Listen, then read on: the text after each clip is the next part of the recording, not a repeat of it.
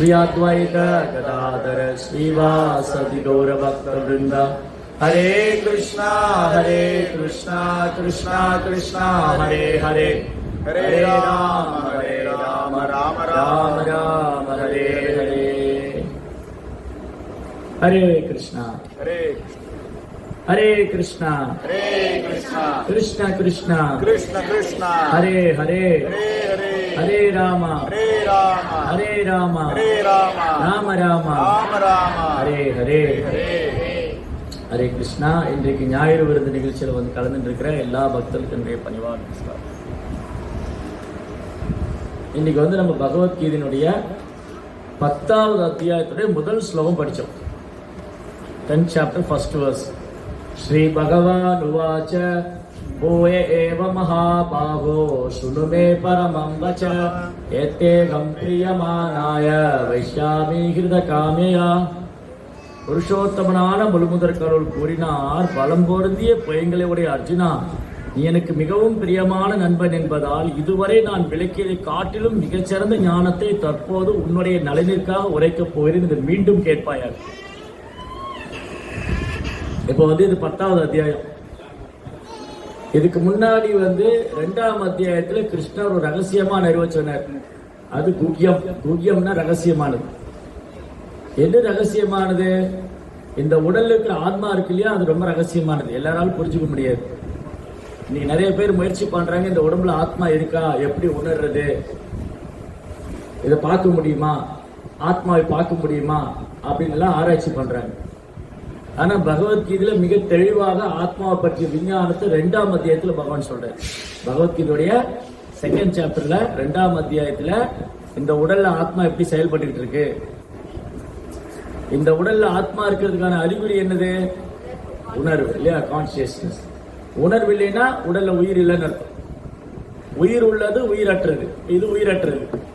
இதுக்கு உணர்வு இல்லை, இதுக்கு உயிர் இருக்கு. இந்த உடம்புல உயிர் இருக்கிறதால எனக்கு தட்டினா வலிக்குது, அடிச்சா வலிக்குது, ஆனா இதுக்கு வலிக்காது இல்லையா. அப்போ உயிர் உள்ளது உயிரற்றது.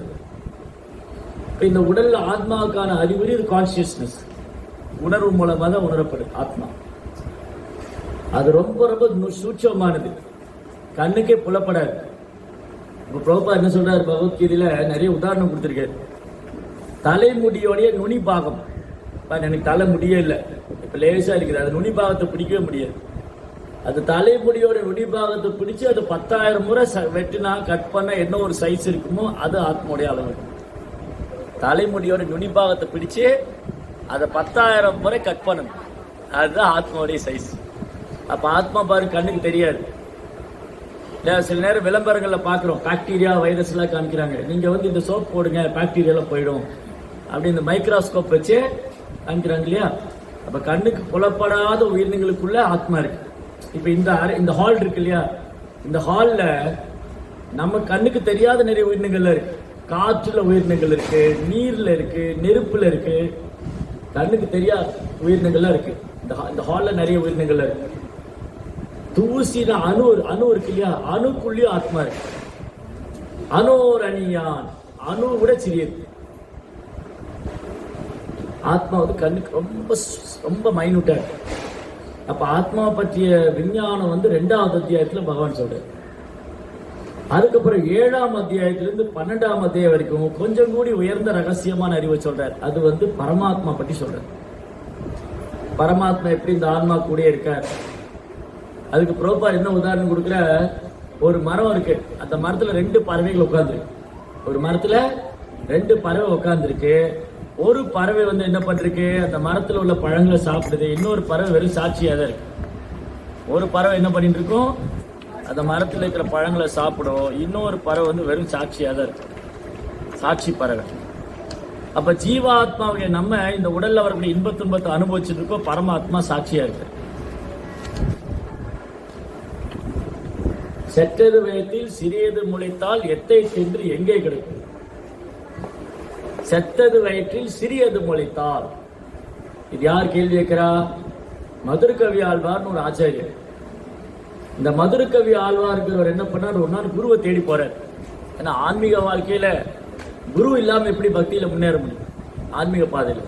இந்த குழந்தைகள்லாம் ஸ்கூல் போறாங்க, ஸ்கூலுக்கு போகாம பழைய மார்க்கெட்டில் கூட புக்கெல்லாம் கிடைக்கும். அந்த புக்கை வாங்கி படித்தா நமக்கு எதாவது புரியுமா? கெமிஸ்ட்ரி வந்து ஸ்கூலுக்கு போனாலே புரியாது. பிசிக்ஸ் கெமிஸ்ட்ரி வந்து ஸ்கூலில் போய் படித்தாலே புரிய மாட்டேங்குது. அப்படி இருக்கும்போது புத்தகம் வாங்கி படித்தா எனக்கு புரியுமா? அப்போ எனக்கு ஒரு டீச்சர் வேணும்.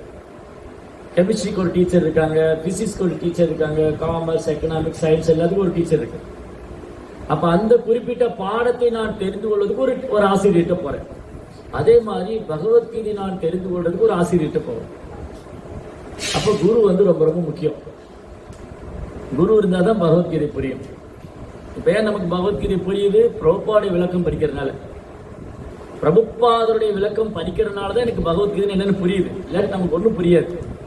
நிறைய பேர் எங்களுக்கு அனுபவம் இருக்கு. புத்தக விநியோகம் போகும்போது சொல்லுவாங்க, சாமி எங்க வீட்டில் பகவத்கீதை இருக்க நான் ஒன்றுமே புரிய மாட்டேங்குது. நிறைய பேர் சொல்லுவாங்க. புத்தக விநியோகம் போனவங்க அந்த அனுபவம் இருக்கு. எங்க வீட்டில் பகவத்கீதை இருக்குங்க சாமி, ஆனா படிச்ச ஒன்றும் புரியலைங்க. எப்படி புரியும்? அந்த புத்தகத்துக்கு பகவத்கீதை யார் விளக்கம் கொடுத்துருக்கான்னு ரொம்ப அவசியம். பகவத்கீதைக்கு யார் விளக்கம் கொடுத்துருக்காங்க, அவர் வந்து அங்கீகரிக்கப்பட்ட அதிகாரப்பூர்வமான ஆச்சாரிய சம்பிரதாயத்தில் வரக்கூடிய பக்தரா இருக்கு. அப்பதான் புரியும், இல்லாட்டி புரியாது. அப்போ இந்த மதுர கவி ஆழ்வார் என்ன பண்ணாருன்னு சொன்னா, அவர் ரொம்ப நாளா குருவை தேடிட்டு இருக்காரு. அவர் எந்த ஊர்ல அவதரிச்சாரு சொன்னா, திருக்கோளூர்னு ஒரு திவ்ய தேசம் இருக்கு. திருக்கோளூர் எங்க இருக்கு அப்படின்னா நவ திருப்பதியில இருக்கு. நவ திருப்பதி எங்க இருக்கு அப்படின்னு சொன்னா, அது வந்து திருநெல்வேலி, தூத்துக்குடி, திருச்செந்தூர் அந்த சரௌண்டிங் 9 திருக்கோயில். சைத்தன்ய மகாபிரபு விஷயம் பண்ணியிருக்காரு. 500 வருஷத்துக்கு முன்னாடி சைத்தன்ய மகாபிரபு தென்னிந்தியா வந்தப்ப நவ திருப்பதி போயிருக்காரு.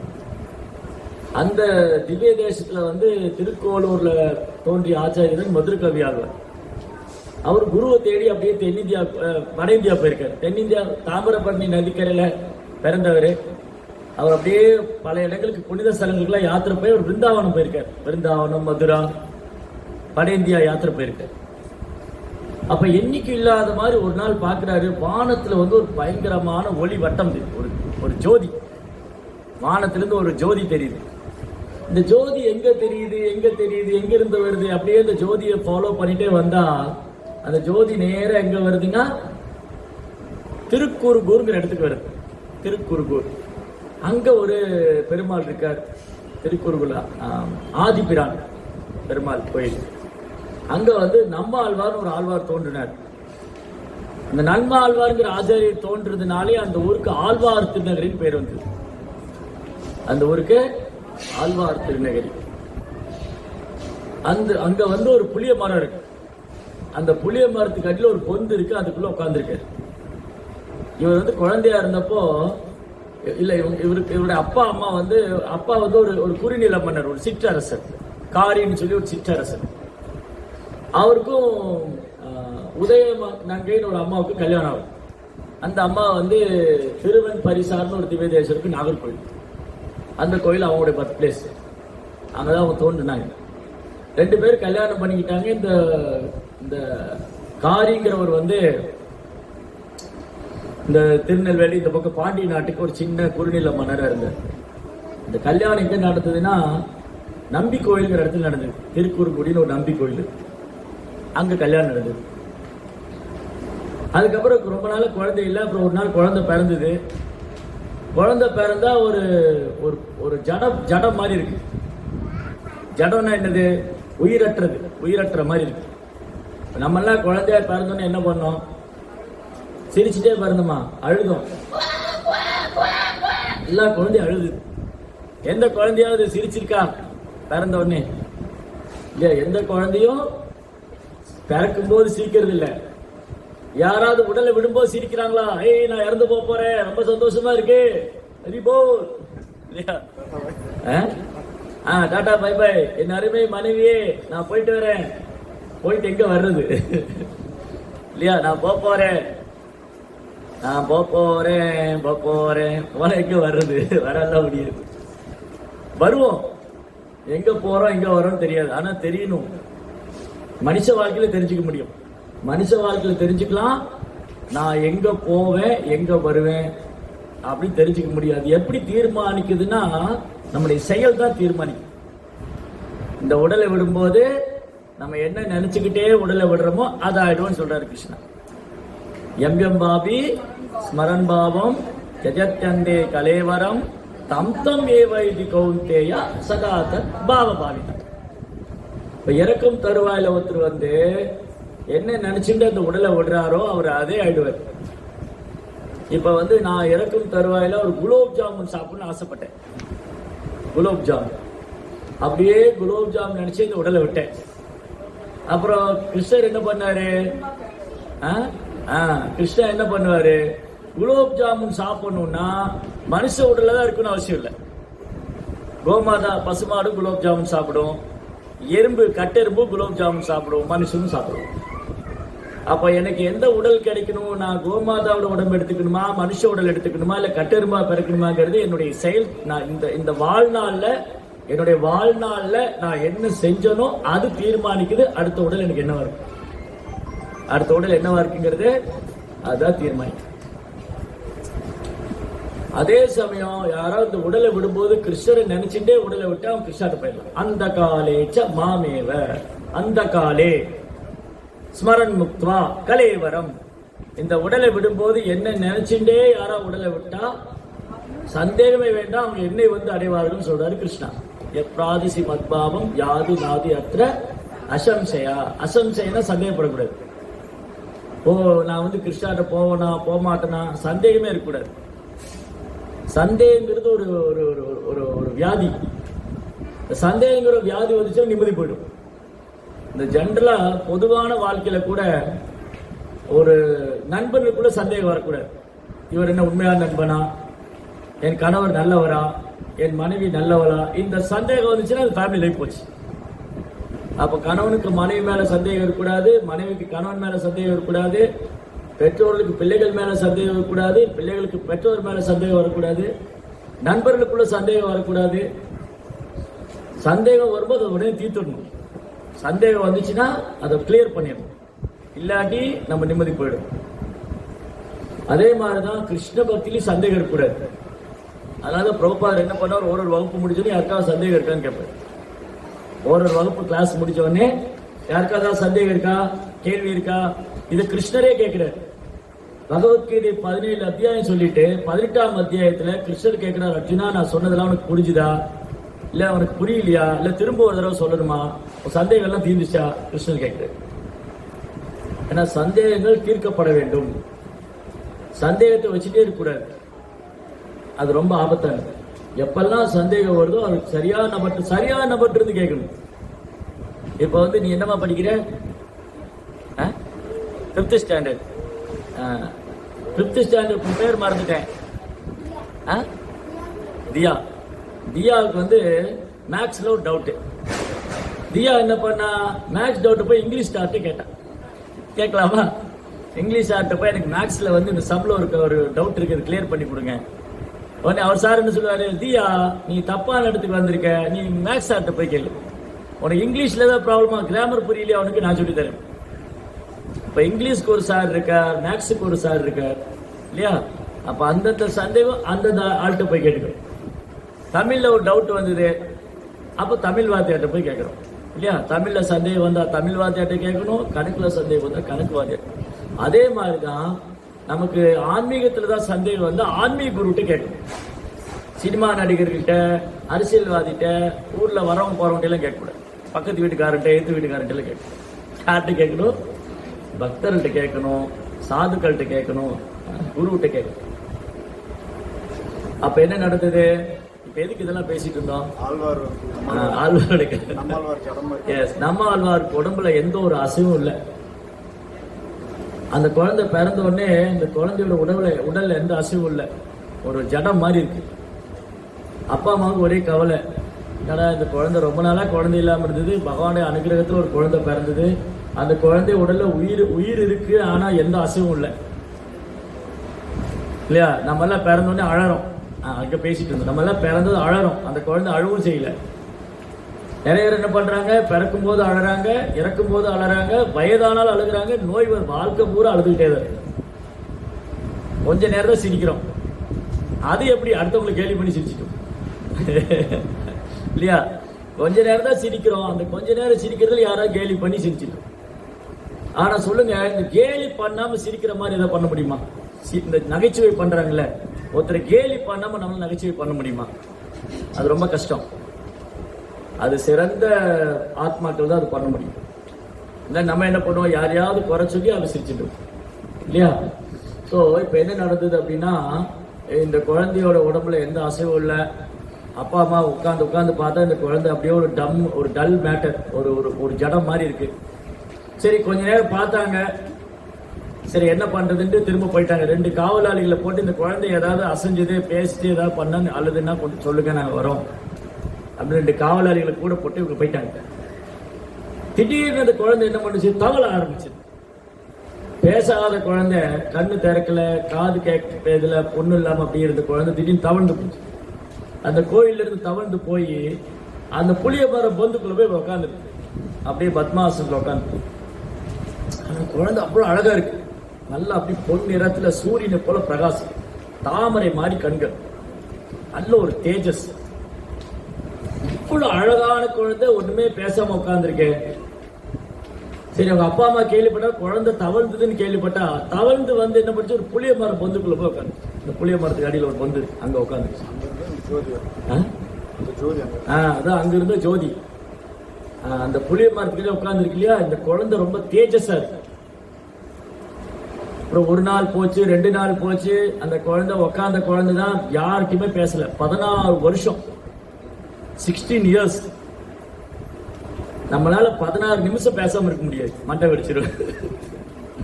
16 நிமிஷம், 16 வருஷம் பேசல, அப்படியே உட்கார்ந்து. அந்த உடம்புல இருந்து ஒரு தேஜஸ் இருக்கு இல்லையா, அவருடைய உடல்ல இருந்து வந்த தேஜஸ் தான் ஆகாசத்துல பிரகாசிக்கும். அப்படியே அந்த ஜோதி, அந்த நம்மாழ்வார் உடல்ல இருந்து வந்த ஜோதி வந்து வானத்துல ஜோதியா தெரியுது. இவர் என்ன பண்ணாங்க, இந்த மதுரகவி ஆழ்வார்ங்கிற ஒரு யாத்திரை போனவர் இந்த ஜோதி எங்கிருந்து வருதுன்னு அந்த ஃபாலோ பண்ணிட்டே வர வந்து அவங்க சொந்த ஊருக்கு பக்கத்து ஊர்லயே வருது. இந்த ஜோதி எங்கிருந்து வந்தது, ஒரு விருந்தாவனம் மதுரா பக்கம் இருந்தார். வட இந்தியால இருந்து அந்த மதுரையில இருந்து இந்த ஜோதி தெரியுதே, இந்த ஜோதி இப்ப தெரியக்கூடியது இல்லையே, இன்னைக்கு பௌர்ணமி கிடையாது, இன்னைக்கு வந்து ஒரு ஸ்பெஷலா ஒன்றும் இல்லை. அப்ப ஏதோ எக்ஸ்ட்ராவா, ஒரு எக்ஸ்ட்ராடினரியா, எதிர்பார்க்காத அளவுக்கு ஒரு ஸ்பெஷலா, ஒரு சிறப்பான ஒரு ஜோதி தெரியுது. அந்த ஒளி எங்கிருந்து வருது, அந்த ஒளி எங்கிருந்து வருது, அந்த ஒளியை பின்பற்றிக்கிட்டே வர்றாரு. அது நேரா என்ன பண்ணுச்சு, இந்த திருக்கூருக்கு, இந்த ஆழ்வார் திருநகருக்கு வருது. வந்து நேரம் அந்த புளிய மரத்துக்கு அடியில பார்த்தா உட்கார்ந்துருக்காரு. அப்புறம் உடம்புல ஒரு தேஜஸ். அப்புறம் கேட்கிறாரு, யார் இவரு? அந்த 2 காவலாளி பக்கத்தில் நிக்கிறாங்க. யார் இவரு? இவர் வந்து காரி ராஜாவுடைய பையன். சரி, இது வரைக்கும் ஏதாவது பேசினாரா? ஒன்னும் பேசினதில்லை. சாப்பிடல, பேசல, தூங்கல, இப்படியே ஒரு யோக நிதிரையில யோக தியானத்துல உட்காந்துருக்கு. பத்மாசத்தை அப்படியே கண்களை மூடி தியானம் பண்ணி. இது வரைக்கும் யார்ட்டையும் பேசலையா? இது வரைக்கும் 16 வருஷம் ஆச்சு, யார்ட்டையும் பேசல. ஓ, அப்ப இவர் என்ன பண்ணாரு, நமஸ்காரம் பண்ணிட்டு ஒரு கேள்வி கேட்கிறார். அந்த கேள்விதான் இந்த வசனம், இந்த வார்த்தை. செத்தது வயத்தில் சிறியது முளைத்தால் எத்தை தின்று எங்கே கிடைக்கும். செத்ததுன்னா அது இந்த உடம்பு செத்தது. இந்த உடல் இருக்கு இல்லையா, இதுல ஆத்மா இருக்கு போய் தான் இந்த உடம்பு பராமரிக்கப்படுது. ஆத்மாவை இந்த உடம்புல இருந்து எடுத்துட்டோம், இந்த உடம்பு அழுகி போயிடும் இல்லையா, வீட்டுல வச்சுக்க முடியாது. ஒருத்தர் இறந்து போன என்ன பண்றாங்க, ஐஸ் பெட்டிக்குள்ள வச்சிருப்பாங்க இல்லையா. ஒருத்தர் இறந்து போன என்ன பண்றாங்க, ஐஸ் பெட்டியில. ஏன் ஐஸ் பெட்டியில வைக்கிறாங்க? இந்த இறந்து போனதுக்கு அப்புறம் பாத்தீங்கன்னா கண்ணுல, காது, மூக்குல எல்லாம் பிளட் வர ஆரம்பிச்சிடும். ஒருத்தர் ஒரு உடல்ல இருந்து ஆத்மா போயிடுச்சுன்னா என்ன பண்ணுவாங்க, காதுல பஞ்சு வச்சிருப்பாங்க, மூக்குல பஞ்சு வச்சிருப்பாங்க. அப்புறம் கண்ணுல இருந்து அப்படியே தண்ணி வடியும். காலு கட்டை 2 சேர்த்து கட்டிடுவாங்க, இல்லாட்டி காலில் அப்படி விரிச்சு போயிடும். கை 2 சேர்த்து கட்டியிருப்பாங்க. இந்த 2 கை இப்படி வச்சு, கை 2 டெட். நீங்க செத்த வீட்டுக்கெல்லாம் போயிருப்பீங்களா, பாத்துருப்பீங்களா? இறந்து வீட்டுக்கு நீ பாத்திருக்கியா? டெட் பாடி இறந்து வீட்டுக்கு போயிருக்கியா? நீயா போயிருக்கியா? அங்க டெட் பாடி பாத்திருக்கியா? இறந்து போனவங்க பார்த்தது இல்லை. நீ நெக்ஸ்ட் டைம் பாரு, பயந்துக்க வேண்டாம். பண்ணி கை கட்டி வச்சிருப்பாங்க, 2 கை சேர்த்து இப்படி கட்டி வச்சிருப்பாங்க. கால் 2 விரல சேர்த்து இப்படி கட்டி வச்சிருப்பாங்க. உடம்பையே கட்டி வச்சிருப்பாங்க. அப்புறம் தலைக்கு இங்கிருந்து ஒரு கட்டி வச்சிருப்பாங்க. இந்த வாயிலிருந்து ஆன்னு வாயை குழந்துருளாட்டி இங்கிருந்து ஒரு கட்டு. இந்த தலையில் இருக்கு இல்லையா, இந்த கபாலத்தை சேர்த்து ஒரு கட்டு, இங்க ஒரு கட்டு, இங்க ஒரு கட்டு, கால் விரல ஒரு கட்டு, உடம்பு ஒரு கட்டு கட்டி, அப்புறம் மூக்குல பஞ்சுல வச்சு, காது மூக்குல பஞ்சு வச்சிருப்பாங்க. இப்போ உதாரணத்துக்கு நான் இறந்து போயிருந்தேன்னு வச்சுக்கோங்களேன், என் சொந்தக்காரங்க யாராவது ஆஸ்திரேலியால இருக்காங்க, லண்டன்ல இருக்காங்க, அவங்க வர வரைக்கும் வச்சிருக்கணும் பாடியை. அப்ப என்ன பண்ணுவோம், ஐஸ் பெட்டியில தான் வச்சிருக்கோம். வெளியில வச்சா ஸ்மெல் அடிக்க ஆரம்பிச்சு, ஒரு நாள் பல்லு விளக்கலனாலே ஸ்மெல் அடிக்குது. அப்புறம் ஆத்மா போயிடுச்சுன்னு என்ன யோசிச்சு பாருங்க. ஒரு நாள் பல்லு விளக்கல, 2 நாள் குளிக்கல, யாரா கிட்ட வந்து உட்காருவாங்களா, ஒரு மேல ஏதோ ஸ்மெல் வருது. இவ்வளவுதான் இந்த பாடி, இந்த சரீரம் இவ்வளவுதான். இந்த உடம்பு வந்து அழுகி போகக்கூடியது. ஆனா ஆத்மா இருக்க போக இந்த உடம்பு வந்து பராமரிச்சுட்டு, இப்போ உடம்பு சூடா இருக்கு, உடம்பு சூடா இருக்கா, நீங்க இறந்து போன உடம்பு தொட்டு பார்த்திருக்கீங்களா, ஜில்லுன்னு இருக்கும், சூடு இருக்காது உடம்புல. அப்புறம் கட்டை மாதிரி இருக்கும். நீங்க உடம்பு இறந்து போன உடம்பு தொட்டு பாருங்க, இந்த மாதிரி சாஃப்டாலாம் இருக்காது, அப்படியே விறகு மாதிரி இருக்கும், கட்டை மாதிரி ஆயிடும். தொட்டு பார்த்துருக்கீங்களா டெட் பாடிய? உடம்பு இறந்து போன உடம்பு தொட்டா கட்டை மாதிரி இருக்கும், தூக்க முடியாது. படம் கடை கிடைக்குதுன்னு சொல்லுவாங்க இல்லையா, பணம் வந்து வெயிட் ஆயிடும், உடம்பு வந்து கனமாயிடும். இப்ப ஆத்மா இருக்குன்னா இந்த உடம்பு லேசா இருக்கு. இப்ப எனக்கு என்னுடைய வெயிட் ஒரு 70 கிலோன்னு வச்சுக்கோங்களேன், நான் இறந்துட்டேன்னா என்னுடைய எடை கூடிரும். ஆமா, எப்படி அது எப்படி கூடுது? உடம்பு அப்படியே ஒரு ஒரு மரம் மாதிரி இருக்கு, டல்ல இருக்கு, அதை தூக்க முடியாது. அதாவது 4 பேர் தூக்குறாங்க. இப்ப என்ன நீங்க ஒரு ஆள் தூக்கிடலாம், பிரபு என்ன தூக்க சொன்னா தூக்கிடுவாரு. இதே நான் டெட் பாடியா ஒரு தூக்க சொல்லி பார்க்கலாம், தூக்க முடியாது, 4 பேர் வரும். அதை தூக்குறதுக்கு 4 பேர், 4 பக்கம் 4 பேர் தூக்குவாங்க. இப்ப உயிரோடு இருக்கும்போது ஒரு ஆள் தூக்கிடலாம். இப்ப நான் உயிரோடு இருக்கேன்ல, என்ன நீங்க தூக்கிடலாம், ஆனா கொஞ்சம் கஷ்டம்தான், தூக்கிடலாம். ஆனா ஒரு பாடி தூக்குறதுக்கு 4 பேர் வேணும், இறந்து போன உடம்பு. அப்போ அது செத்தது, இந்த உடம்பு செத்தது தான். ஆத்மா இருக்கு போய் இது இயங்கிட்டு இருக்கு. செத்தது வயிற்றில் சிறியது முளைத்தால், இந்த உடல்ல ஆத்மா. அவர் என்ன கேள்வி கேட்கிற, இந்த உடம்பு அழியக்கூடியது, இந்த உடம்பு வந்து அழியக்கூடியது, இது இறந்து போனதுதான்.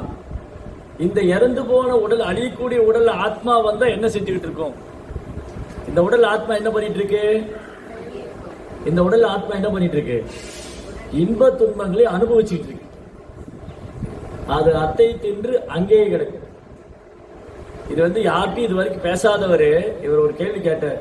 செத்தது வயிற்றில் சிறியது முளைத்தால் எத்தை தின்று எங்கே கிடக்கும்? அது அத்தை தின்று அங்கேயே கிடக்கும். இந்த உடல்ல ஆத்மா வந்துச்சுன்னா ஆத்மா என்ன பண்ணும்? அந்த உடல்ல இருக்கிற இன்ப துன்பங்கள் அனுபவிச்சுட்டு இருக்கு.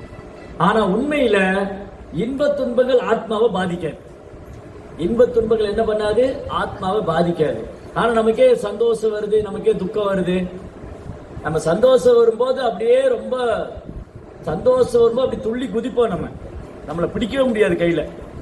துக்கம் வந்துச்சுன்னா ஆளை காணாது, வீட்டுல போய் கதவை சாத்திட்டு உட்காந்துக்கும், யார்ட்டையும் பேச மாட்டோம். துக்கம் வரும்போது மௌனமாயிடுறோம். சந்தோஷம் வந்து ஏன் இது ஆத்மாவை பாதிக்காது? இது என்ன காரணம்? ஏன்னா மனசு சொல்லுது, உனக்கு பிடிச்சது நடந்தா எடுத்துக்கோ, இது உனக்கு பிடிச்சிருக்க எடுத்துக்கோ, இது பிடிக்காது வேண்டாம். ஏற்றுக்கொள்றது, நிராகரிக்கிறது, இன்ப துன்பம் மனதினால் எழக்கூடியது. அப்ப ஆத்மாவுக்கு இன்ப துன்பம் கிடையாது, ஆத்மாவை எதுவுமே பாதிக்காது. ஆத்மாவுக்கு இன்ப துன்பம் கிடையாது, ஆத்மாவுக்கு விருப்பு வெறுப்பு கிடையாது. அது வந்து பகவானுடைய சிறிய அம்சம். நம்ம என்ன பண்றோம்? அதை மறந்து போயிட்டு நான் இந்த உடல் நினைக்கும் போது எனக்கு என்ன தோணுது? இது எனக்கு பிடிச்சிருக்கு, அது பிடிக்கல, இது வேணும், இது வேண்டாம், இது நல்லது, இது கெட்டது, இதெல்லாம் இந்த உடல் சார்ந்து. அப்புறம் தான் அவர் முடிவு பண்ணாரு, இவரை தான் நான் குருவா ஏத்துக்குவேன். இவர் தான் இந்த மாதிரி வந்து இப்பதான் 16 வருஷம் பேசாதவர் அன்னைக்குதான் பேசினார். ஆத்மாவை பற்றி சொன்னார். இவர் ஆத்மாவை பற்றி கேள்வி கேட்டார், அவர் ஆத்மா பத்தி பதில் சொன்னார். உடனே சாஸ்திரமா நமஸ்காரம் பண்ணி, நீங்க தானே குருவா இருக்குன்னு சொன்னார். அப்ப அவர் என்ன பண்ணாரு? அந்த புளிய மரத்துக்கு அடியில உட்கார்ந்துக்கிட்டு 108 திவ்ய தேசங்கள் இருக்கு இல்லையா, ஸ்ரீ வைஷ்ணவத்துல 108 திவ்ய தேசம் இருக்கு. அந்த 108 திவ்ய தேசங்கள் பெருமாளை வந்து உட்கார்ந்த இடத்துல பாடுறாரு. ஒரு பெரும்பாலும் ஆழ்வார்கள் என்ன பண்ணுவாங்க, அந்த கோயில்ல போய் பாடுவாங்க. குலசேகர ஆழ்வார், திருமங்கி ஆழ்வார், திருமலிசை ஆழ்வார், இவங்க எல்லாம் அந்தந்த கோயில்ல போய் பெருமாளை பாடினாங்க. நம்மாழ்வார் என்ன பண்ணாரா, உட்கார்ந்த இடத்துல இருந்தே எல்லா திவ்யதேச பெருமாளை அவங்க எல்லாம் அந்த புளிய மரத்து இலையில வந்து உட்காந்துட்டு எனக்கு பாட்டு கொடுங்க, எனக்கு பாட்டு கொடுங்க. அந்த மாதிரி பகவானுக்கு பக்தனுக்கு அன்பு இருக்கு இல்லையா, பக்தி தொண்டு, அது உன்னதமான ரகசியம், மிக மிக ரகசியமா. அப்ப ரகசியமானது ஆத்மா பற்றிய ஞானம், ஆத்மாவை பற்றிய ஞானம் ரகசியமானது, பரமாத்மாவை பற்றிய ஞானம் மிக ரகசியமானது. ஆத்மாவுக்கும் பரமாத்மாவுக்குள்ள உறவு பக்தி வந்து ரொம்ப ரொம்ப ரகசியமானது. அதனால எல்லாராலும் இதை புரிஞ்சுக்க முடியாது. பகவத்கீதையில உள்ள விஷயங்களை எல்லாரும் புரிஞ்சுக்க முடியாது. இது புத்தகம் தான், பகவத்கீதை புத்தகம் இருக்கு. இந்த புத்தகத்தை வாங்கலாம், படிக்கலாம். ஆனா எல்லாரும் புரிஞ்சுக்க முடியுமா? முடியாது. அதனால என்ன சொல்றாரு, எத்யேகம் பிரியமானாய, நீ எனக்கு பிரியமான நண்பனா இருக்கிறதுனால உனக்கு நான் சொல்றேன். அப்ப பகவத்கீதையை புரிஞ்சுக்கணும்னு சொன்னா கிருஷ்ணருக்கு பிரியமானவங்களா இருக்கணும். எத்யேகம் பிரியமானாய, பலம் பொருந்திய பெயங்களுடைய அர்ஜுனா, நீ எனக்கு பிரியமான நண்பன் என்பதால் இதுவரை நான் விளக்கியதை காட்டிலும் மிகச் சிறந்த ஞானத்தை தற்போது உன்னுடைய நலனுக்காக உரைக்கப் போகிறேன், இதை மீண்டும் கேட்பாயாக. இந்த ஒரு வார்த்தை ரொம்ப முக்கியம். சும்மா அப்படியே பகவத்கீதை கடந்து போயிட முடியாது. நீ எனக்கு பிரியமான நண்பன் என்பதால் இதுவரைக்கும் சொல்லாத ரொம்ப ரகசியமான விஷயத்தை உனக்கு சொல்ல போறேன், நீ கேட்டுக்கோ. அப்ப இதை எப்படி புரிஞ்சுக்கிறது? இதை வந்து 4ஆம் அத்தியாயத்திலே பகவான் சொல்லிட்டு, பகவத்கீதை யார் புரிஞ்சுக்க முடியும்? பக்தோசி சகாசேதி, நீ என் பக்தனும் நண்பனுமா இருக்கிறதுனால இந்த ரகசியத்தை புரிஞ்சுக்க. சயவாய மயாத்தியா யோக புரோக்த புராதனா. இந்த பகவத்கீதை வந்து ரொம்ப பழமையானது. 5000 வருஷத்துக்கு முன்னாடி கிருஷ்ணர் சொன்னார் அர்ஜுனனுக்கு. 5000 வருஷத்துக்கு முன்னாடி கிருஷ்ணர் அர்ஜுனுக்கு சொல்றதுக்கு முன்னாடி பல ஆயிரம் கோடி வருஷத்துக்கு முன்னாடி சூரிய தேவனுக்கு சொல்லியிருக்காரு. பல ஆயிரம் கோடி, ஒரு வருஷம் 2 வருஷம் இல்ல, பல ஆயிரம் கோடி தெய்வ வருஷங்களுக்கு முன்னாடி பகவான் கிருஷ்ணர் சூரிய தேவனுக்கு பகவத்கீதை சொல்லியிருக்காரு. இமம் விவஸ்வதே யோகம் புரோக்தவானகம் அவ்யயம் விவஸ்வான் மனுவே பிராக மணிக்காக அப்ரவீத். இந்த பகவத்கீதைங்கிற விஞ்ஞானத்தை, இந்த யோக முறையை நான் சூரிய தேவனான விவஸ்வானுக்கு கூறினேன். சூரிய தேவனுக்கு பேரு விவஸ்வான். அப்ப சூரிய தேவனுக்கு பேரு விவஸ்வான், அப்ப சூரியன் என்னது? சூரிய தேவனுக்கு பேரு விவஸ்வான், அப்ப சூரியன் என்னது? இல்ல, சூரிய தேவனுக்கு பேரு விவஸ்வான், அப்ப சூரியன் என்னது? சூரியன்கிறது ஒரு பதவி, ஒரு போஸ்ட், ஒரு டெஸ்டினேஷன். சூரிய கிரகம், சந்திர கிரகம், அப்ப சூரிய பதவி, சந்திர பதவி, இந்திர பதவி, இந்த மாதிரி ஒரு பதவி இருக்கு. இப்ப நம்ம ஊர்ல நிறைய அமைச்சர்கள் இருக்காங்க. சுற்றுலாத்துறை அமைச்சர் குப்புசாமி, போக்குவரத்துறை அமைச்சர் கந்தசாமி, இந்த மாதிரி நிறைய சாமி இருப்பாங்க. கந்தசாமி, குப்புசாமி, ராமசாமி, ஒரு அமைச்சர் இருப்பாங்க. இல்ல கிரிஜா வனஜான்னு யாராவது அமைச்சர் இருப்பாங்க இல்லையா? அப்போ ஒரு துறை இருக்கு. போக்குவரத்து துறை, சுற்றுலாத்துறை, கால்நடைத்துறை, பொதுப்பணித்துறை, இந்த ஒரு துறைக்கு ஒரு அமைச்சர் இருக்காங்க. இந்த அமைச்சர்கள் மாறிக்கிட்டே இருப்பாங்க. அந்த துறை அப்படியே இருக்கும். எவ்வளவு வருஷங்கள் ஆனாலும், எவ்வளவு காலம் ஆனாலும் போக்குவரத்து துறை அப்படியே இருக்கும். போக்குவரத்து துறை இருக்கும், சுற்றுலாத்துறை இருக்கும், கால்நடைத்துறை இருக்கும், எல்லா துறையும் இருக்கும். ஆனா அந்த 5 வருஷத்துக்கு அமைச்சர்கள் மாறிக்கிட்டே இருப்பாங்க. அதே மாதிரிதான் இந்திரனுடைய இடத்துக்கு மாறிக்கிட்டே இருப்பாங்க. இனி அடுத்து வரக்கூடிய இப்போ ஒரு பதவி, இப்போ இந்திரனா இருக்காரு இல்லையா, இனி அடுத்து வரக்கூடிய மனுவோடைய காலத்துல இந்த இந்திரனுடைய பதவிக்கு பலி மகாராஜ் வருவார். அப்ப பலி மகாராஜா வந்து இந்திரனா இருப்பார் அடுத்து வரக்கூடியது. இப்ப யார் இருக்கா? இப்ப வந்து வைவஸ்வத மனுடைய ஆட்சி காலத்துல இப்ப வந்து சாத தேவன் ஒரு ராஜா வைவஸ்வத மனுவா இருக்காரு. இந்த மாதிரி இந்த மனுக்களுடைய பதவி இருக்கு. மனுக்கள் மாறிக்கிட்டே இருப்பாங்க. 14 மனு மாறிக்கிட்டு இருப்பாங்க. சூரியனும் மாறிக்கிட்டு இருப்பாங்க. சூரிய தேவன் அந்த போஸ்டுக்கு வர அந்த ஆத்மா மாறிக்கிட்டே இருப்பாங்க. புரிஞ்சுதா உங்களுக்கு? இன்னைக்கு சூரிய தேவனா ஒருத்தர் இருக்கிறார், நாளைக்கு அவர் இல்லை இன்னொருத்தர் வருவார். அப்படி அந்த போஸ்டிங் மாறிக்கிட்டே இருக்கு. இப்போ பிரம்மாங்கிறது ஒரு பதவி. அந்த பிரம்மாங்கிற பதவிக்கு நம்மள கூட யாரோ ஒருத்தர் போலாம், நம்ம கூட பிரம்மா ஆகலாம். இப்போ இங்க இருக்கிறவங்கள யார் வேணா கலெக்டர் ஆகலாம் இல்லையா? ஆனா அது ஈஸி இல்லை. கலெக்டர் ஆகுது ஈஸியா? IAS IPS எல்லாம் படிக்கிறது ஈஸியா? ஆனா ஆக முடியும். அப்ப கொஞ்சம் கஷ்டப்படணும். கொஞ்சம் வந்து டிவி சினிமாலாம் பார்க்காம ராப்பகலாம் உட்காந்து விழுந்து விழுந்து படித்து பரீட்சையெல்லாம் எழுதி அதில் வேறு கொஸ்டின் பேப்பரில் லீக் ஆகாமல் பார்த்துக்கிட்டு இதெல்லாம் பண்ணால் அவங்க கலெக்டர் ஆகலாம், டாக்டர் ஆகலாம். ஆனால் கொஞ்சம் மெனக்கெடணும், கொஞ்சம் கஷ்டப்படணும். அப்போ ஐஏஎஸ் ஐபிஎஸ் எக்ஸாம் ரொம்ப கஷ்டம், சிஏ எக்ஸாம் ரொம்ப கஷ்டம். ஆனால் படித்து பாஸ் ஆகுறாங்க. அதே மாதிரி தான் பிரம்மாங்கிற பதவிக்கு நம்ம போக முடியும். இந்த பூமியில யார் ரொம்ப கடினமா தவம் இருக்காங்க, மனதை கட்டுப்படுத்தி புலன்களை கட்டுப்படுத்தி பிரம்மச்சரிய விரதம் இருந்து புண்ணிய காரியங்களை செஞ்சு தவ வாழ்க்கை வாழ்ந்து அப்படி முயற்சி பண்றவங்க இந்த உடலை விட்டு பிரம்மாட்ட போகலாம், பிரம்மாவுடைய பதவி அடையலாம். அந்த மாதிரி இந்திர பதவி, சந்திர பதவி, வருணா, அக்னி, வாயு, நிறைய பதவியில இருக்கு, நிறைய கிரகங்கள் இருக்கு, நிறைய தேவர்கள் இருக்காங்க, அவங்களுக்குள்ள பதவிகள் இருக்கு. அது மாறிக்கிட்டே இருக்கலாம். ரைட்? அப்போ இந்த சூரிய தேவன் கிருஷ்ணர் பகவத்கீதை சொல்லியிருக்கார் பலாயிரம் வருஷத்துக்கு முன்னாடி. விவஸ்வான் அவர் பேரு. அவருக்கு ஒரு பையன் இருக்கார், அவர் பேர் வைவஸ்வத மனு. விவஸ்வானுடைய பையன் வந்து வைவஸ்வத மனு. இந்த வைவஸ்வத மனுடைய வம்சத்துல சாகு மகாராஜ். இந்த லிஸ்ட் எல்லாம் இருக்கு பகவத்கீதையில. 4th chapter 1st ஸ்லோகம், 4ஆம் அத்தியாயம் 1 ஸ்லோகம். இமம் விவஸ்வதே யோகம் புரோக்தவான் அகம் அவ்யயம் விவஸ்வான் மனுவே பிராக மனு காக பிரவி. நான் முதல்ல இந்த பகவத்கீதைய விவஸ்வானுக்கு சொன்னேன், அவர் பையன் வைவஸ்வத மனுவுக்கு சொன்னார். அதுக்கப்புறம் அவரு வந்து சுவாகு மகாராஜுக்கு இப்படியே வம்சாவளி இருந்தது, பரம்பரா சிஸ்டம். அப்ப பகவத்கீதை இன்னைக்கு நேத்து இல்ல, காலங்காலமா ஏவம் பரம்பரா பிராப்தம் இமம் ராஜ ரிஷியோ விது. ராஜ ரிஷிகள்லாம் படிச்சு. ராஜ ரிஷினா என்னது? ரிஷினா என்ன தெரியுமா? ரிஷினா என்ன அர்த்தம்? ராஜானா என்ன, ரிஷினா என்ன? ரெண்டுமே கான்ட்ரடிக்டரி இருக்கு, வேற வேற மூடு, வேற வேற மூடு. என்ன வேற வேற மனோபாவம்னா, ராஜான்னு சொன்னா ராஜ்யத்தை ஆள்றவன், ராஷ்டிரத்தை ராஜ்யத்தை ஆள்றவன் ராஜா. சத்திரிய குலத்துல பிறந்தனால ராஜா. ஜா அப்படின்னா பிறக்கிறது, ஜா அப்படின்னா பிறக்கிறது. சத்திரிய குலத்துல பிறந்த ராஜா இந்த நாட்டை ஆண்டா. பிரஜா அப்படின்னா அந்த நாட்டினுடைய குழந்தைகள், பிரஜைகள், ராஜாவுடைய குழந்தைகள். ராஜா பிரஜா, புரிஞ்சுதா? அப்போ ராஜான்னு இந்த உலகத்தை ஆள்றவர். இந்த உலகத்தை ஆள்ற ராஜா எப்படி இருப்பாரு? குடிசையில தங்கி இருப்பாரு என்ன? அவருக்கு மாளிகை என்ன, அரண்மனை என்ன, செல்வம் என்ன, பேர் என்ன, புகழ் என்ன? நடந்து வரும்போது செருப்பு கம்பளம் வரிச்சிருப்பாங்க. அவர் வரும்போது பூவெல்லாம் போடுவாங்க. ராஜாதி ராஜ ராஜ மார்த்தாண்ட ராஜகம்பீர ரகுகுல திலக ராஜீவ லோச்சன ராமச்சந்திர பிரபு கி ஜெய் ஹோ அப்படின்னு ஒரு புகழ்லாம் பாடுவாங்க. துந்துபி எல்லாம் பெரிய துந்துபி வாசிப்பாங்க, பத்தலாம் போடுவாங்க. பிராமணர்கள்லாம் வந்து வேத மந்திரம் சொல்லுவாங்க. இதெல்லாம் பண்ண எப்படி இருக்கும்?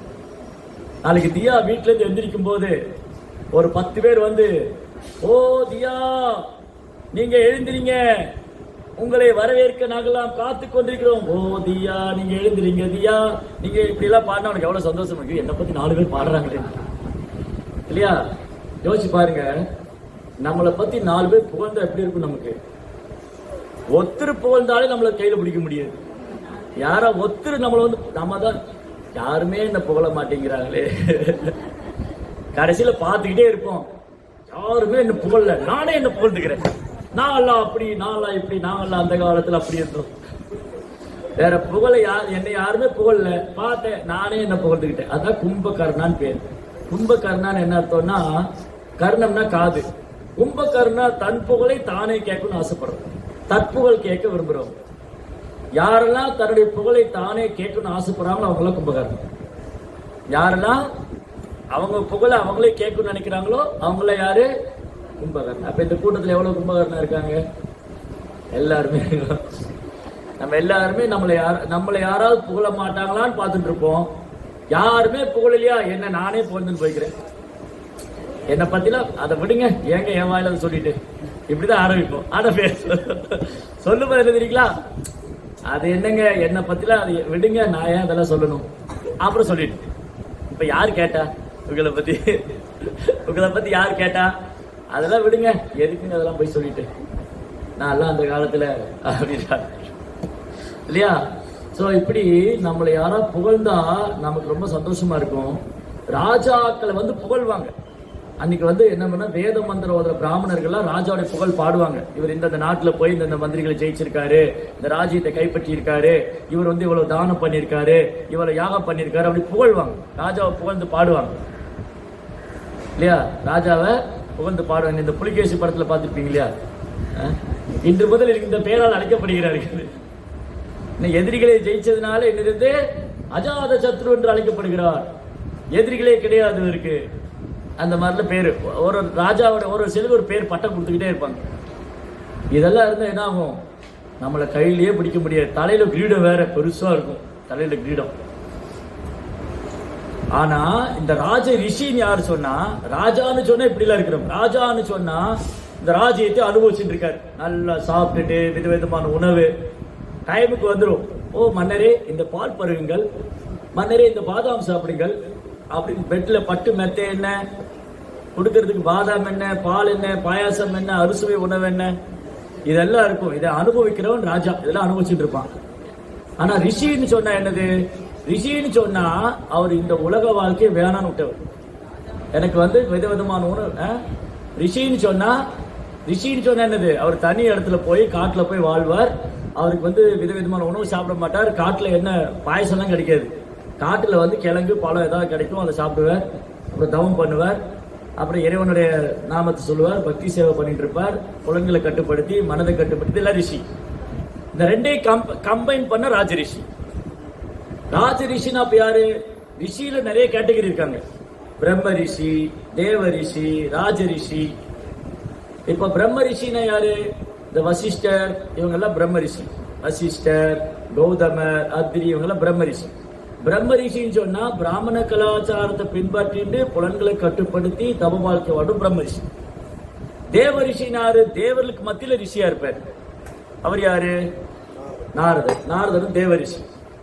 ராஜ ரிஷினா யாரு? இவரு ராஜாவா தான் இருக்காரு, ஆனா உலகத்துல இண்டஸ்ட்ரி கிடையாது. உலக வாழ்க்கையில விதவிதமா உணவு சாப்பிடணும், விதவிதமா அனுபவிக்கணும், என்ன இல்ல, ரொம்ப எளிமையா இருப்பார். அந்த மாதிரி ராஜ ரிஷி யாரா தெரியுமா உங்களுக்கு? யார் இருக்கா ராஜ ரிஷி? அம்பரீஷ மகாராஜ், ஜனகர். ஜனகர் பேர் பகவானே சொல்றாரு பகவத்கீதையில. ஜனக மகாராஜ அர்ஜுனனுக்கு ரெக்கமெண்ட் பண்றாரு. இப்போ நம்ம யாரை சிபாரிசு பண்ணுவோம்? இப்போ ஒருத்தர் கேட்கிறாரு, சார் நான் யார மாதிரி இருக்குன்னு சொல்லுங்க. இப்போ தியா வந்து நான் யார மாதிரி இருக்குன்னு சொல்லுங்க. தியா வந்து என்கிட்ட, பிரபு நான் யார மாதிரி இருக்கணும், நான் சொன்னா ஆண்டாள் மாதிரி இருக்கணும். ஆண்டாள் என்ன பண்ணாங்க? அவங்க கிருஷ்ணரே நினைச்சிட்டு இருந்தாங்க, கிருஷ்ணருக்கு பக்தி பண்ணாங்க, பிரேயர் பண்ணாங்க. அப்படின்னு ஒரு எக்ஸாம்பிள் கொடுக்குறேன். அப்ப தியா வந்து நான் எப்படி இருக்கணும்னு கேட்டா நான் ஆண்டாள் மாதிரி இருக்குன்னு சொல்றேன். அப்புறம் ஹரி வந்து எந்த கேரன் எப்படி, நீ பிரகலாதன் மாதிரி இருக்குன்னு சொன்னேன். பிரகலாதன் வந்து நாமஜபம் பண்ணிட்டு இருப்பார், பக்தி பண்ணிட்டு இருப்பார். அப்ப அர்ஜுனன் கிருஷ்ணர் என்ன சொல்றாரு? நீ ஜனகர் மாதிரி இருக்கணும்னு சொல்றாரு. அப்ப ஜனகர் என்ன பண்ணாரு? அவர் ராஜாவா இருந்தாலும் ராஜ ரிஷியா இருந்தார். அவருக்கு ராஜ்யத்தை அனுபவிக்கணும், அந்த வசதிகளை அனுபவிக்கணும் என்ன இல்ல. அது வந்து இறைவனுடைய சேவைக்காக ஏத்துக்கிட்டார், பகவானுடைய சேவைக்காக ராஜ்யத்தை ஏத்துக்கிட்டார். அதனால ராஜ ரிஷி. அதனாலதான் சீதாதேவி ஒரு குழந்தையா வராங்க. இல்லாட்டி ஜனகர மாதிரி மன்னனுக்கு ஏன் சீதாதேவி குழந்தையா வரணும்? அப்பேற்பட்ட ஒரு தூய பக்தர் ஜனகர். ஜனகருக்கு இந்த உலகத்து மேல பற்றுதலே கிடையாது. அது வந்து அதை பரீட்சை பண்ணாங்க, ஜனகரை வந்து டெஸ்ட் பண்ணாங்க. எப்படி ஜனகரை பரீட்சை பண்ணுவாங்கன்னா, இந்த அஷ்டவக்ரன் ஒரு முனிவர் இருந்தார். அஷ்டவக்ரான உடம்புல 8 வளைவு இருக்கு, அதுக்கு அஷ்டவக்ரன் பேர் அவரு. அவர் ஒரு நாள் ஜனகருடைய அரண்மனைக்கு வந்தார். ஜனகருடைய அரண்மனை எங்க இருக்கு தெரியுமா? இப்போ இருக்கு. ஜனகருடைய ஊர் எது? மிதிலா. மிதிலா. மிதிலாவுக்கு ஒரு நாள் அஷ்டவக்ர முனிவர் வராரு. ஜனகர் அவரை உட்கார வச்சு அவருக்கு சேவையெல்லாம் பண்ணி அவர்கிட்ட இருந்து ஆத்ம ஞானத்தை பத்தி கேட்கிறாரு. இந்த உடம்புல ஆத்மா எப்படி இருக்கு, ஆத்மா என்ன செய்யணும், ஆத்மா எப்படி உணர்றது, கடவுள் யாரு, எப்படி, இது மாதிரி நிறைய ஆன்மீகமான விஷயங்களை கடவுளை பற்றியும் ஆத்மாவை பற்றியும் இந்த பிரபஞ்சத்தை பற்றியும் படைப்பை பற்றியும் நிறைய விஷயங்கள் பேசுறாங்க. அஷ்டவக்ர முனி என்ன பண்ணாரு? ஜனகருடைய அரண்மனையில் தங்கிட்டு தினமும் 2 பேர் பேசிக்கிட்டே இருக்காங்க. ஜனகர் கேள்வி கேட்டே இருக்காரு, சொல்லிட்டே இருக்காரு. இந்த அஷ்டவக்ர முனிவர் வந்து இது அஷ்டவக்ர கீதான்னு பேரு.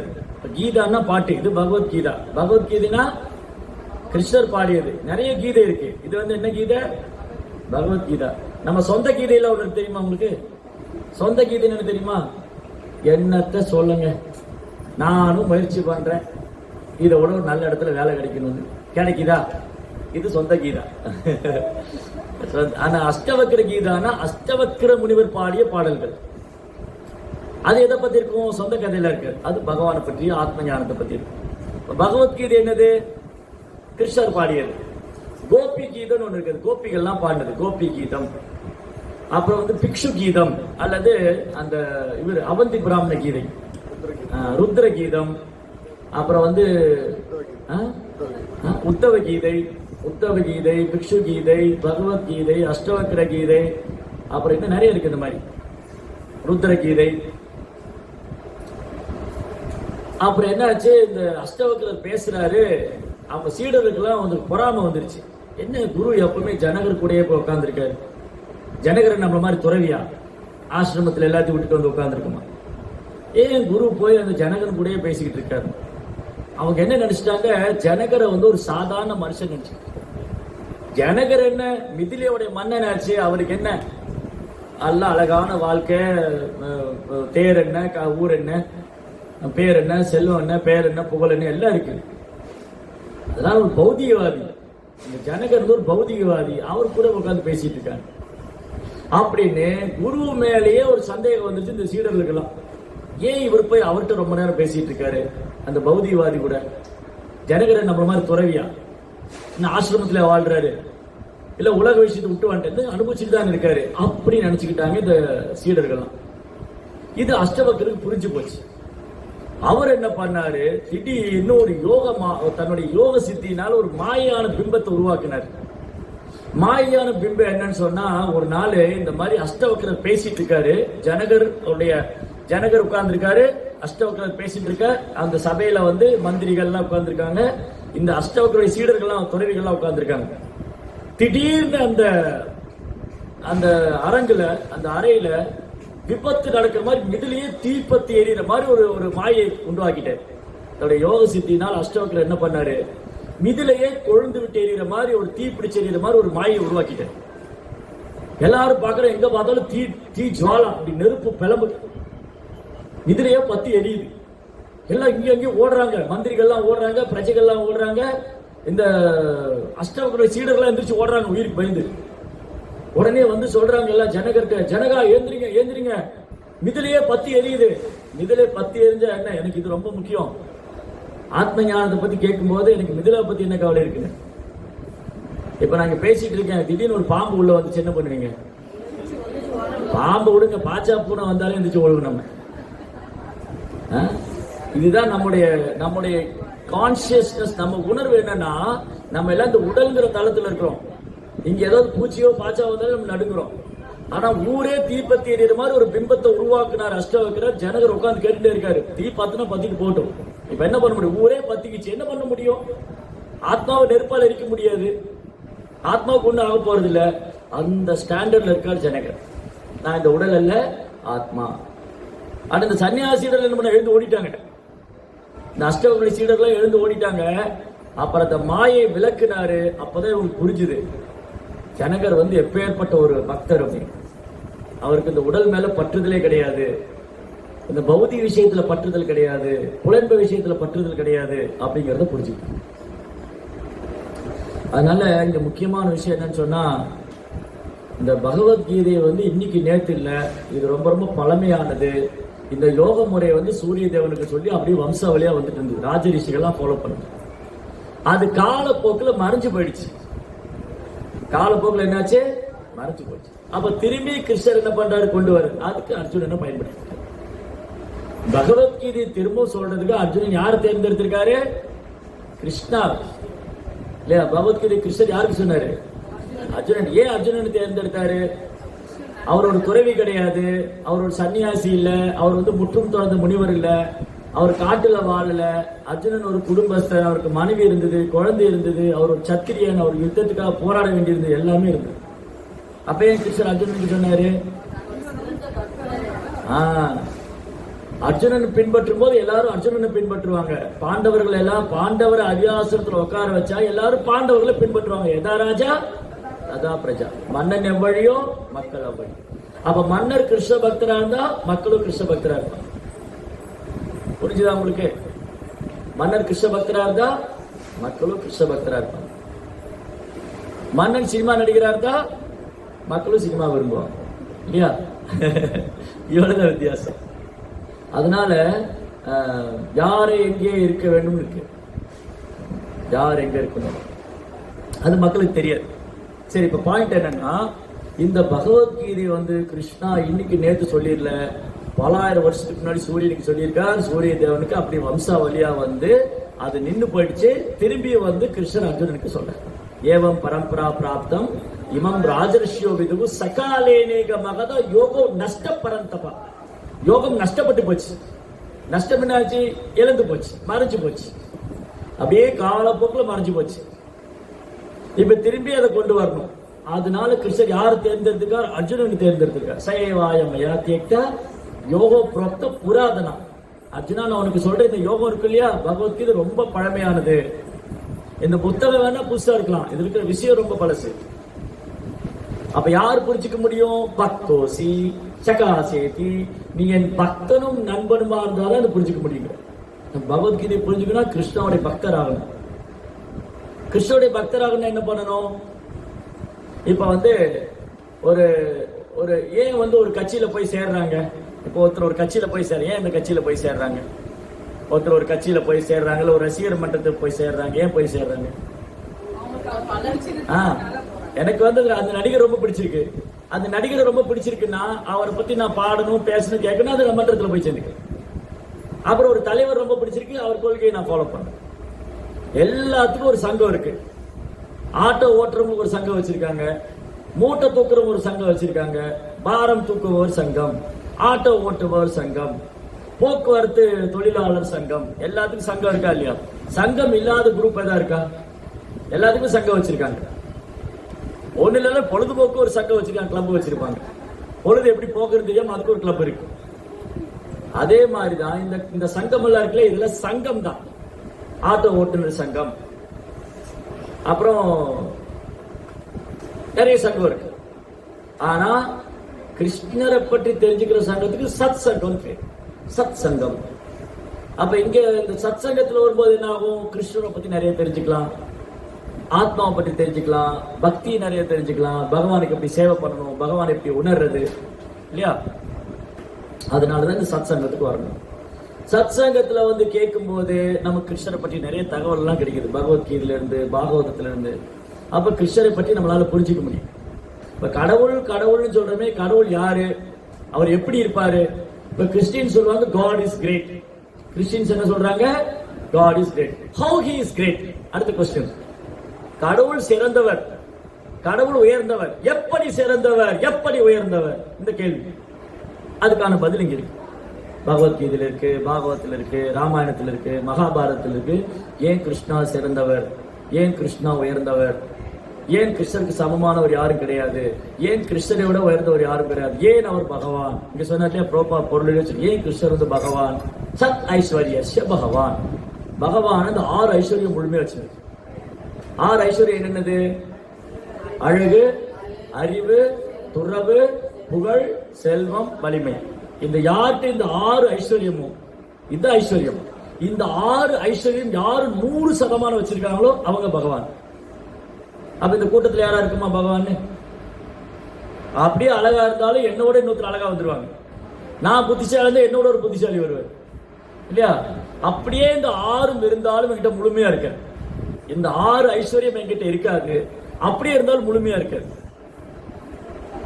ஆனா கிருஷ்ணாட்ட இது எப்பவுமே முழுமையா இருக்கு. அதனாலதான் சத் ஐஸ்வர்ய பகவான். ஐஸ்வர்ய, வீரிய, யசஸ்விய, அழகு, அறிவு, துறவு, புகழ், செல்வம், வலிமை, இது எப்பவுமே பகவான்கிட்ட முழுமையா இருக்கு. அதனாலதான் கிருஷ்ணர் வந்து பகவான்.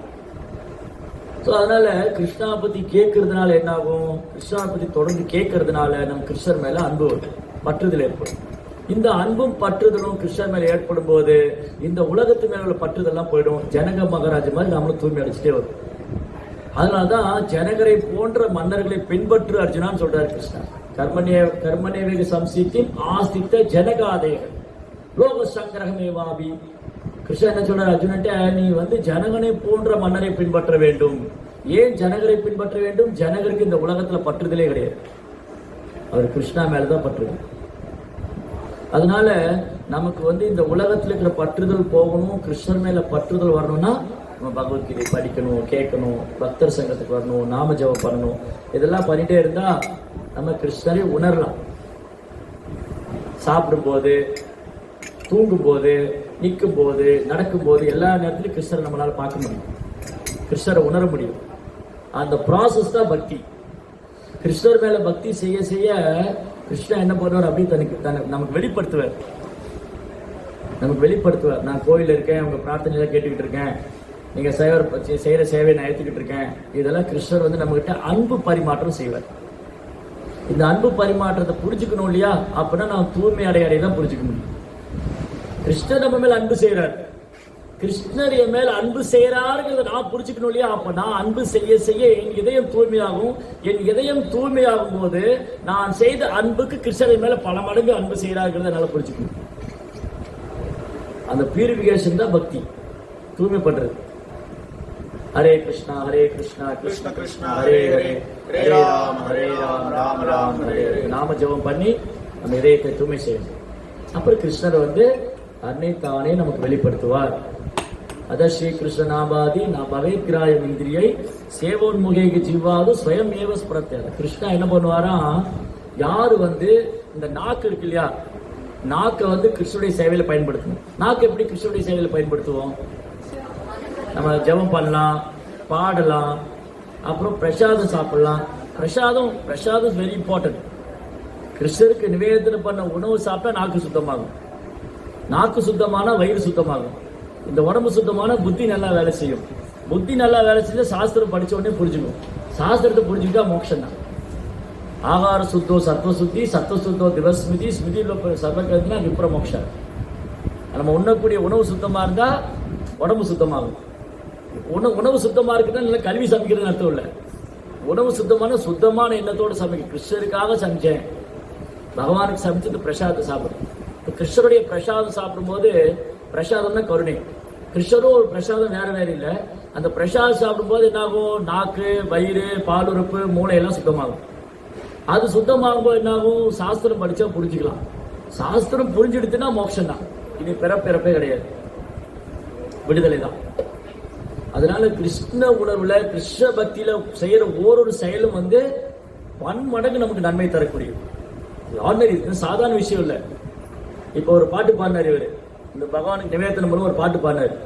அதுல பாத்தீங்கன்னா கிருஷ்ணருக்கு என்னென்ன நிவேதனம் பண்ணாரு அந்த பாட்டுக்கு, ரசகுல்லா, லட்டு எல்லாம் நிவேதனம் பண்ணணும்னு சொல்லிருக்கு அந்த பாட்டுல இருக்கு. பூரி லட்டு ரசகுல்லான்னு வந்துச்சு அந்த பாட்டுல. அப்போ அந்த பாருங்க, பக்தியில அன்போடு செய்யக்கூடிய ஒவ்வொரு செயலுமே மங்களமானதுதான். அப்ப ஏதாவது யோகம் இருக்கா? பிரசாதம் சாப்பிடுறதே ஒரு யோகம் சொல்றாரு பிரபுபாதம். கிருஷ்ண பிரசாதம் சாப்பிடுறதே ஒரு யோகம் தான். இதை விட சிறந்த யோகம் இருக்கான்னு கேட்கிறாரு. வெறுமனே ஈட்டிங் பிரசாதம் யோகா அப்படின்னு, பக்தி யோகா. அதுக்கு நிறைய சாப்பிடக்கூடாது, அளவு தேவையான சாப்பிட்டுக்கணும். ஆனா பிரபுபா என்ன சொல்லுவார், நீ சாப்பிடலாம், கழுத்து வரை சாப்பிடலாம், அந்த அளவுக்கு வேலை செய்யணும். அது மாதிரி கிருஷ்ண பக்தியில ஒன்னொண்ணுமே தெய்வீகமானது, மங்களமானது. தெய்வீகமானது, மங்களமானது மட்டும் இல்ல, கிருஷ்ண பக்திங்கிறது பயில்வதற்கு மிக இனிமையானது, சுவையானது. சுசுகம் கர்த்தும் வகையம். ஹரே கிருஷ்ண. ஜெய் ஸ்ரீல பிரபுபாத் கி. ஓகே.